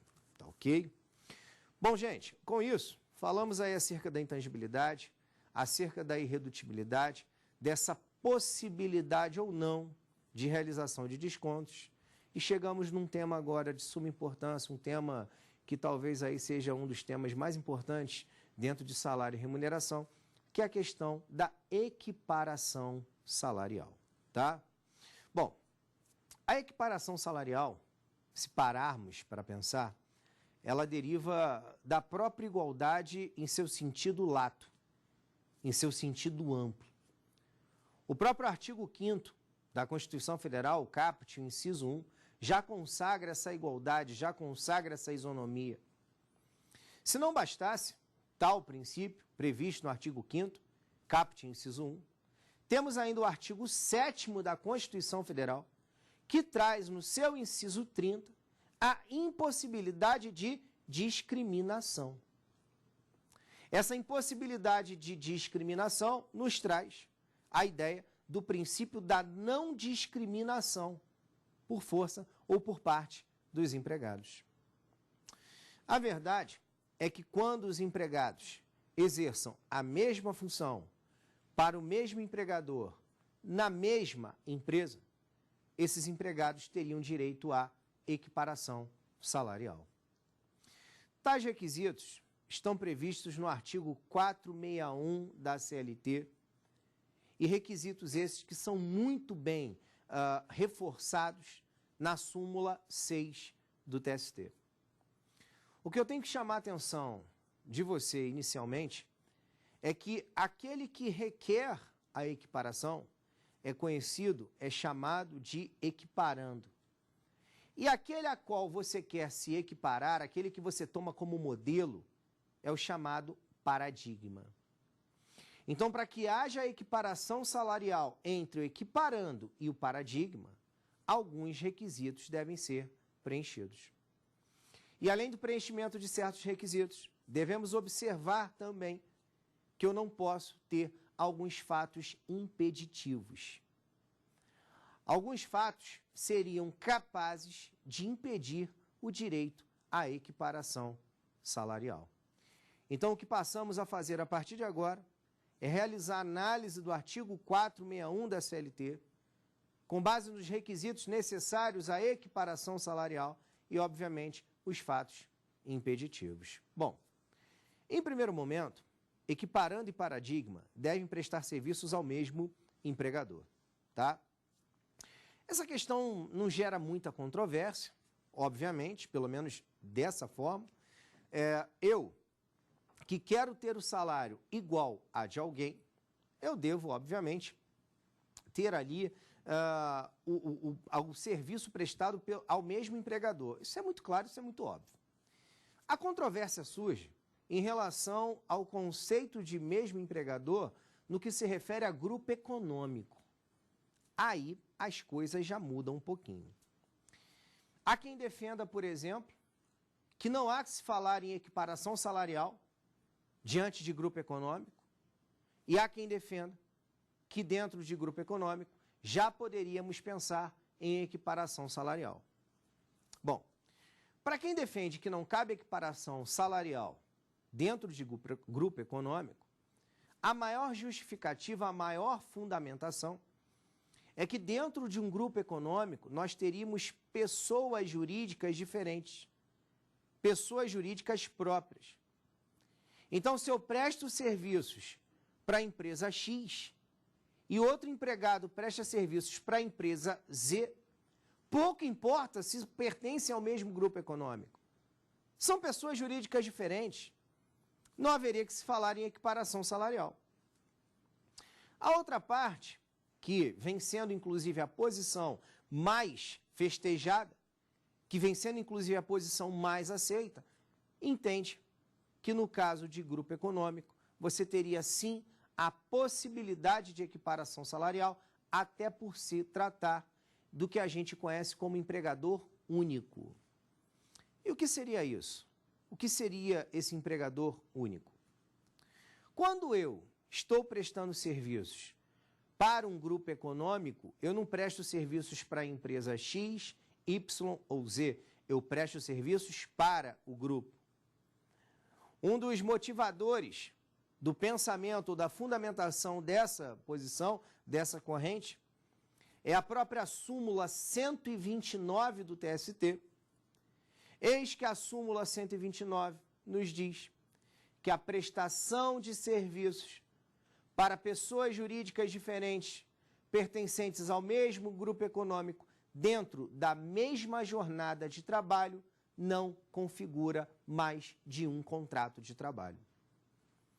Ou seja, se eu fosse contratado, por exemplo, pelo grupo A, B, C, e eu prestasse serviços na empresa A, B e C, dentro da mesma jornada, por mais que fossem pessoas jurídicas diferentes, elas correspondem a um mesmo grupo. E, obviamente, eu estaria ali diante de um empregador único.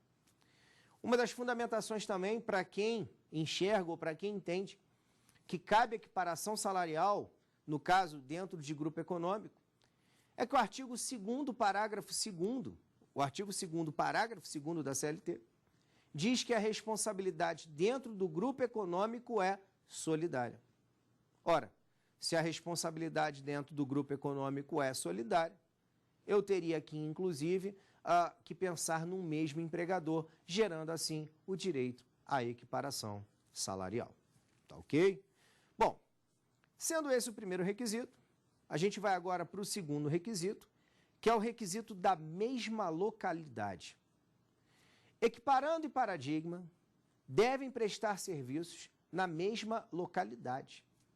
Ou seja, eu, para requerer a equiparação salarial, não posso requerer a equiparação salarial simplesmente porque o empregado é da mesma empresa.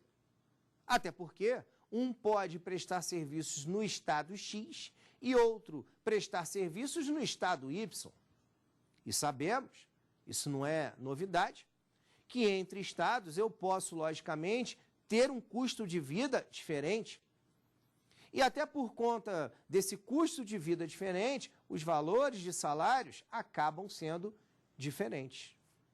Agora, o entendimento do TST, através da súmula 6, item 10, é de que esse conceito de mesma localidade seria o mesmo município ou mesma região metropolitana.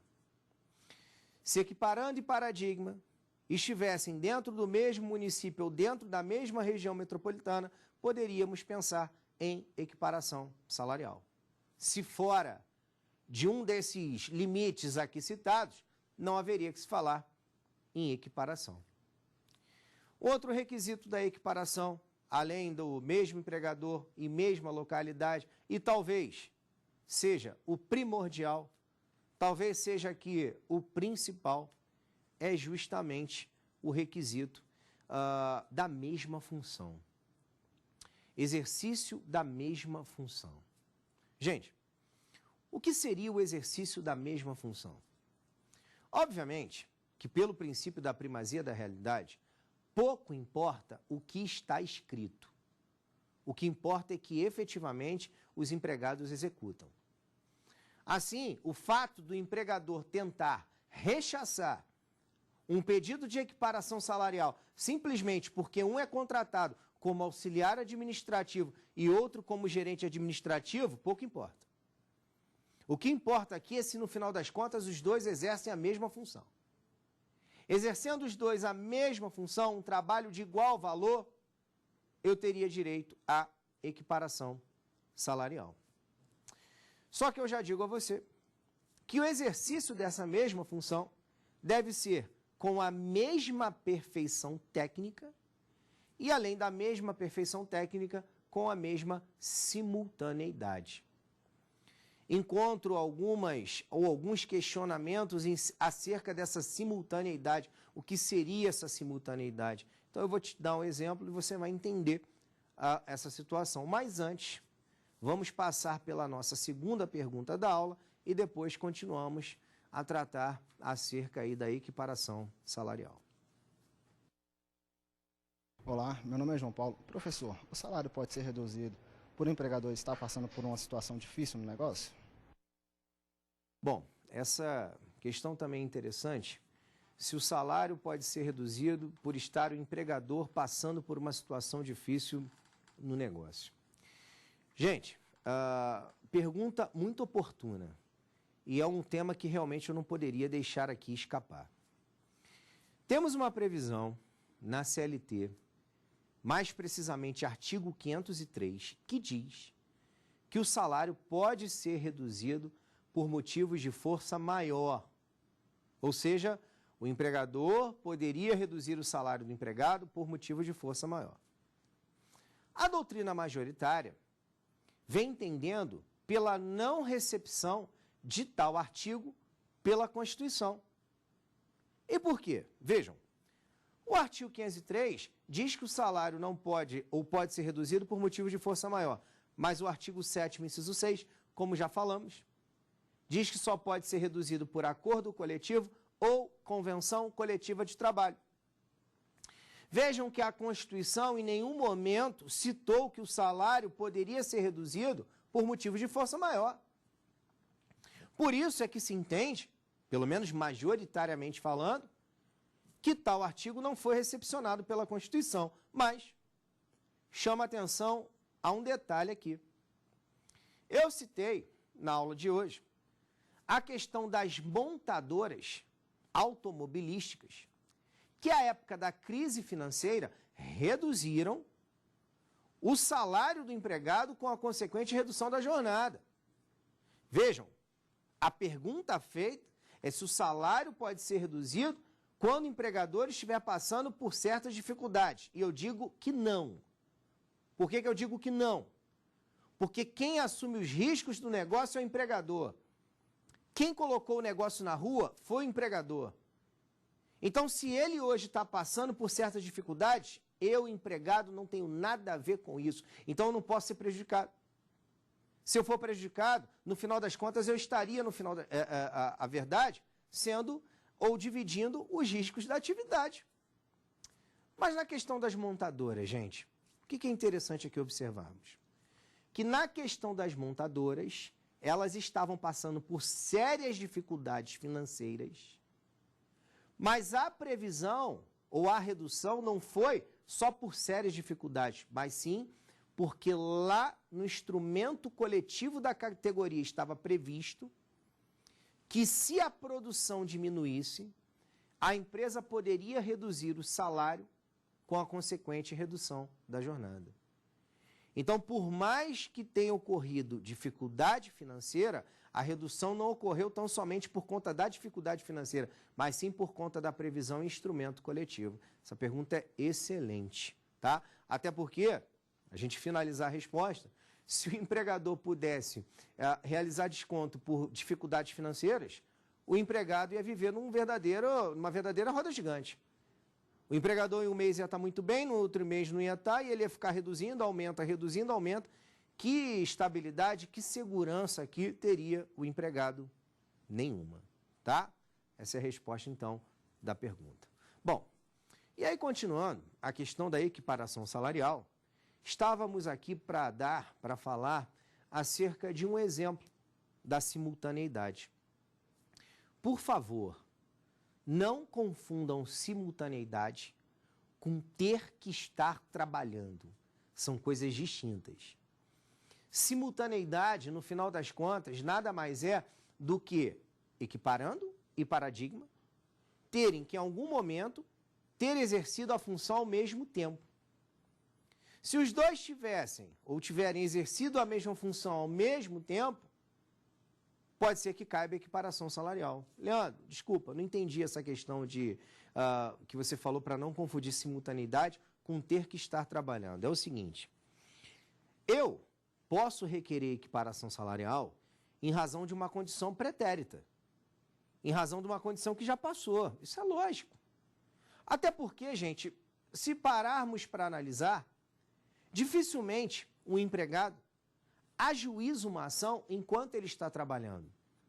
Na maioria das vezes, o empregado só vai ajuizar a ação justamente depois que o contrato de trabalho foi extinto. Então, óbvio que a equiparação pode sim ser em relação a uma situação pretérita, a uma situação anterior, mas, em algum momento, eu tenho que ter enxergado a simultaneidade. E como seria isso, Leandro? Vamos imaginar a seguinte situação. Juliana e Flávia foram contratadas ao mesmo tempo pela empresa X. Contratadas ao mesmo tempo pela empresa X, na mesma localidade, só que a Flávia com um salário de 5 mil e a Juliana com um salário de 2 mil. Mas o que justifica essa diferença salarial? A Flávia é supervisora administrativa e a Juliana auxiliar administrativa. Vejam que, por mais que seja a mesma localidade, por mais que seja o mesmo empregador e por mais que seja, aqui no caso, empregadas contratadas ao mesmo tempo, não há que se falar em equiparação porque a função é diferente. Isso é muito óbvio. Mas vamos supor que em dado momento a Flávia, que era supervisora, foi demitida. Quando ela foi demitida, a função, o cargo de supervisora ficou vago. Adivinha quem foi chamada para ocupar a sua função? Juliana. Juliana, que era auxiliar. Flávia foi demitida, recebia 5 mil e Juliana recebe 2. Quando Juliana vai exercer a função de supervisora administrativa, sabe qual é o salário dela? 2 mil. O empregador mantém o salário de auxiliar administrativa. Juliana, muito chateada, requer a equiparação salarial. Com base nas explanações feitas até agora, eu pergunto a vocês, será que cabe equiparação salarial? A primeira pergunta que eu deveria aqui realizar é se os requisitos estavam preenchidos. E aí você ia pensar assim, ó, o empregador é o mesmo? Sim, é a empresa X. A localidade é a mesma? Sim, eu disse que sim. E a função é a mesma? Se alguém me respondeu que é, eu vou ter que perguntar quando. Porque vejam, a Juliana só foi exercer a função de supervisora quando a Flávia foi demitida.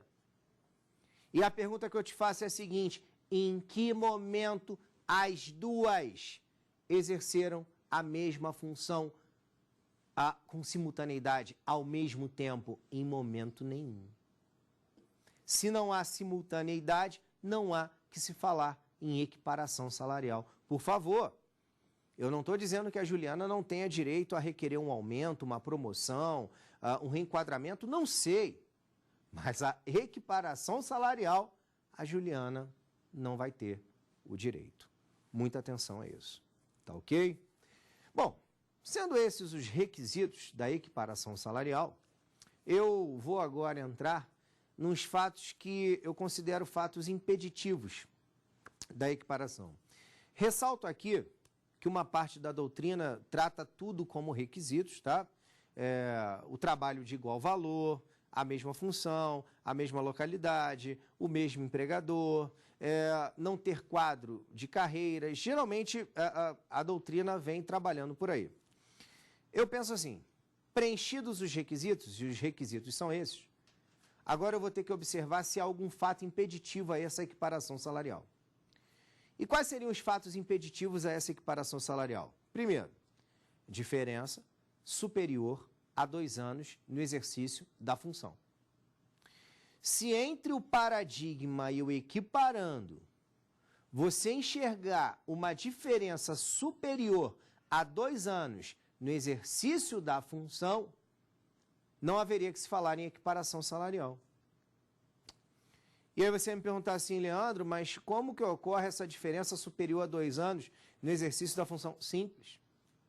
O empregado foi contratado, vamos supor em 2000, vem exercendo a função de digitador e ganha 5 mil nessa empresa.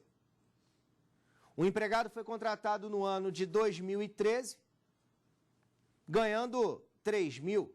Vejam, o primeiro foi contratado em 2000, exercendo a função de digitador, que exerce até hoje, e ganha 5 mil. E esse novo empregado foi contratado em 2013 como digitador, recebendo 3 mil. Ressalto que o empregador é o mesmo e a localidade é a mesma. Cabe equiparação? Função é a mesma, empregador é o mesmo, localidade é a mesma, requisitos preenchidos, porém, temos um fato impeditivo. Qual é o fato impeditivo? Aqui, a equiparação. O fato impeditivo é justamente essa diferença entre o paradigma e o equiparando de 2 anos. No final das contas, é como se essa diferença superior a 2 anos, gente, ela trouxesse uma legitimidade para o empregado que exerce a função há mais tempo receber um valor de salário superior.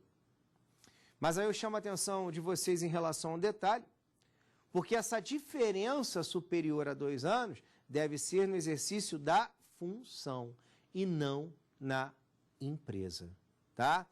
Se o empregado tem 10 anos de empresa, mas só tem 1 ano de diferença em relação àquele que requer a equiparação, obviamente que cabe a equiparação salarial.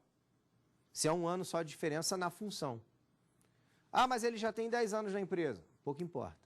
O que importa é a diferença ali, o exercício da função. E um outro fato impeditivo, que também não podemos desconsiderar, que também não podemos esquecer, é o quadro homologado de carreiras. Na verdade, é o quadro de carreiras. O quadro de carreiras impede a equiparação salarial.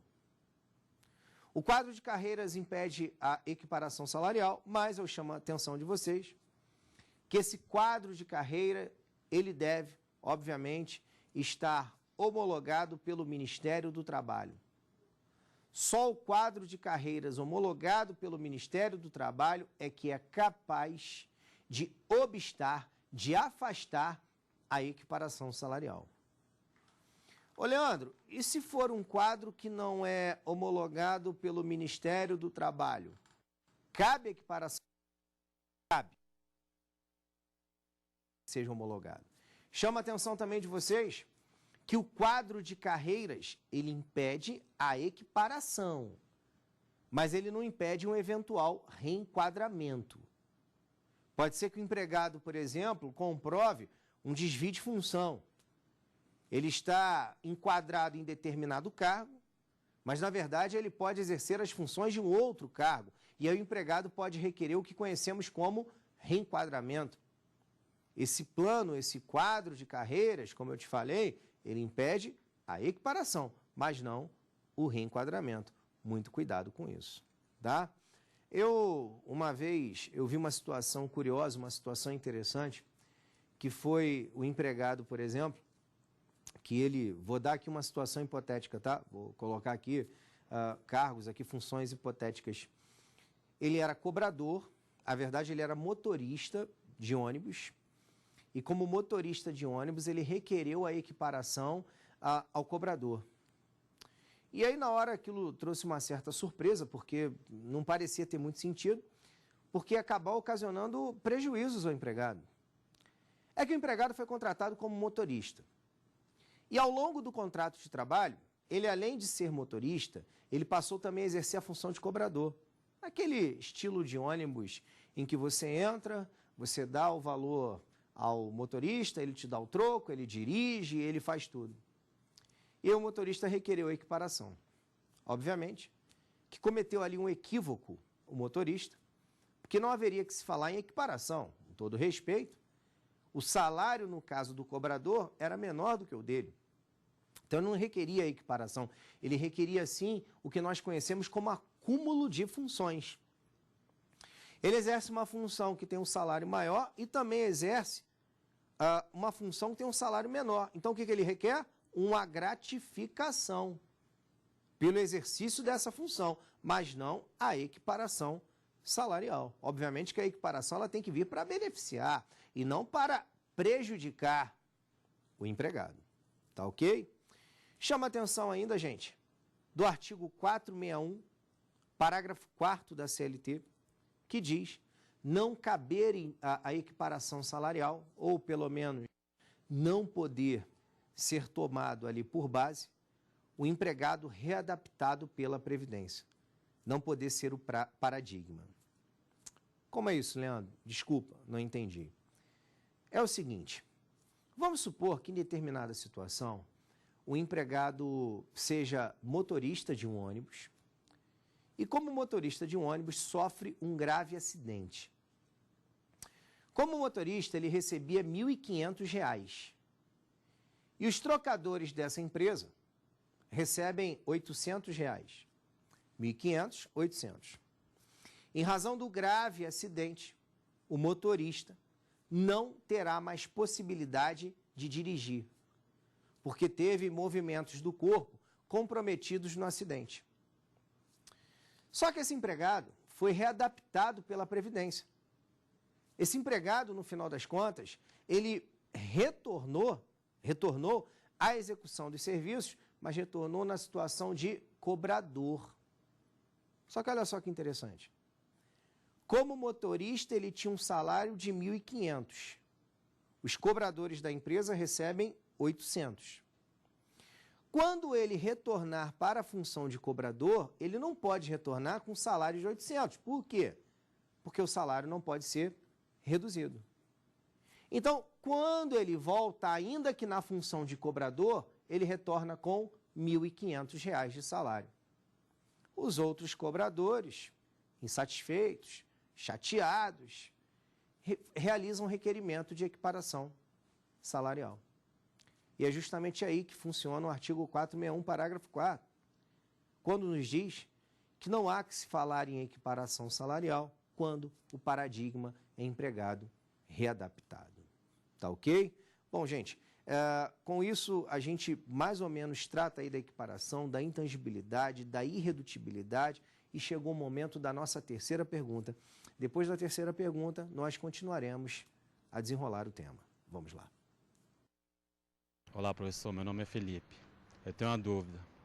Cabe a equiparação na terceirização? Essa pergunta é muito interessante. Se cabe equiparação salarial na terceirização? Bom, em primeiro momento, eu tenho que analisar essa resposta em duas situações. Na terceirização chamada de terceirização lícita e na terceirização ilícita. Respondendo com base na terceirização lícita, eu posso dizer a você que não há que se falar em equiparação. E por quê? Porque a terceirização, no final das contas, nada mais é do que o tomador de serviços que realiza a contratação de uma empresa intermediária que realiza a contratação dos seus trabalhadores. Vejam que na terceirização, a lista de atividade meio, né, e não de atividade fim, em que os empregados ficam subordinados diretamente ao intermediário e não ao tomador de serviços, nós temos aqui uma impossibilidade de se falar em equiparação por um raciocínio muito lógico. O empregador não é o mesmo. Se você pensar, tomador de serviços com os seus empregados, terceirizou a empresa X, que tem os seus empregados. Eu não tenho que requerer remuneração igual àqueles empregados do tomador de serviços. Porque por mais que, porventura, eu estivesse ali enxergando a realização da mesma função e da mesma localidade, o empregador não é o mesmo. Então não haveria que se falar em equiparação. Porém, essa pergunta é boa, porque se estivéssemos diante de uma equiparação ou de uma terceirização, melhor dizendo, precária, ou de uma terceirização ilícita, já enxergaríamos a possibilidade de equiparação salarial. Por favor, estou considerando aqui, isso é muito importante para o seu entendimento, que o tomador de serviços, que aquele que precisa da mão de obra é empresa privada e não administração pública. Porque, obviamente, que se eu estiver falando em administração pública, eu continuo sem a possibilidade de equiparação, pelo menos em regra. Agora, pensando em empresa privada e empregados, vamos imaginar a seguinte situação. Uma indústria de produtos alimentícios terceirizou a produção de alimentos. Não poderia fazê-lo. Porque a produção de alimentos é a atividade fim da empresa e a terceirização não pode ser em relação à atividade fim. Se não bastasse tal tipo de contratação, os empregados do intermediário ficam subordinados diretamente ao tomador de serviços. Gente, se a terceirização é de atividade fim e se os empregados ficam subordinados diretamente ao tomador de serviços, a terceirização é ilícita. Isso gera o direito a esses empregados de requererem o que nós conhecemos como vínculo empregatício diretamente com o tomador. E, obviamente, que se a partir desse momento eu estaria prestando serviços na mesma localidade, exercendo a mesma função para o mesmo empregador, aí já haveria que se falar em direito à equiparação salarial. Então, para responder essa pergunta, eu tenho que analisar duas situações. A terceirização lícita, em que não haveria que se falar em equiparação, e a terceirização ilícita, em que aí sim eu teria a possibilidade de falar ou de imaginar a equiparação salarial. Tá?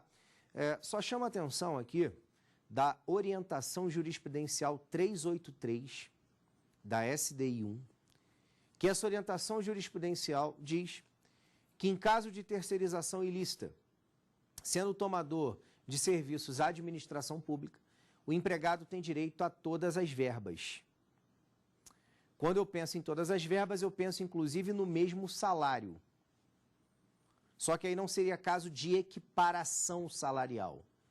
Seria o que nós conhecemos como salário isonômico ou salário equitativo. O efeito acaba sendo o mesmo, mas tecnicamente falando não é equiparação. E por que não é equiparação? Porque ainda que a administração pública tenha terceirizado de forma irregular, eu não posso requerer vínculo empregatício com ela. Só posso requerer através do concurso de provas ou de provas e títulos. Então, muita atenção e cuidado aí com a orientação jurisprudencial 383 da SDI 1. Tá ok? Bom, gente, com isso, damos aqui o final à nossa aula. Falamos aí da intangibilidade, da irretutibilidade, falamos também da equiparação salarial, né? E essa pergunta, essa última, foi muito boa para esclarecimento de uma questão que às vezes fica um pouco obscura. Estamos terminando aqui as nossas aulas, tá? Espero que tenham sido aí de grande valia, que vocês tenham aproveitado bastante, que vocês tenham gostado bastante. Eu só tenho que agradecer a atenção de todos, em todos os momentos, e, obviamente, mandar um forte abraço, ótimos estudos e até uma próxima. Tchau, tchau. Tem dúvida sobre o assunto? Mande um e-mail para nós, saberdireito@stf.jus.br. Você também pode estudar pela internet, é só acessar o www.tvjustiça.jus.br.